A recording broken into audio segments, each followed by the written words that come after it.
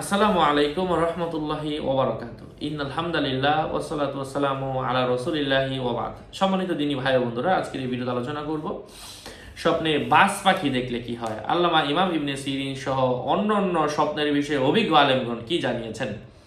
আলোচনা বুঝতে সাথেই থাকবেন। যারা এখনো চ্যানেলটি সাবস্ক্রাইব করেননি, সাবস্ক্রাইব করতে ভুলবেন না।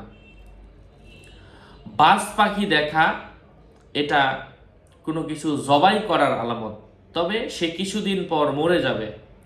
স্বপ্নে বাজ পাখির গোশত খেতে দেখা স্বপ্নদ্রষ্টা রাজত্ব লাভ করবে। কারো মতে বাজ পাখির দ্বারা চোর বোঝায় সে প্রকাশ্যে কর্তৃত হবে।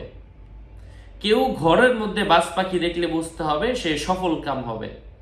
কারো মতে যদি কোনো ব্যক্তি দেখে তার হাতের উপর অনুগত অবস্থায় বাজ পাখি রয়েছে, তাহলে বুঝতে হবে সে জুলুমের মধ্যে বাদশাহী পাবে। লোকটি বাজারি হয়ে থাকলে সে আনন্দ ও সুনাম পাবে।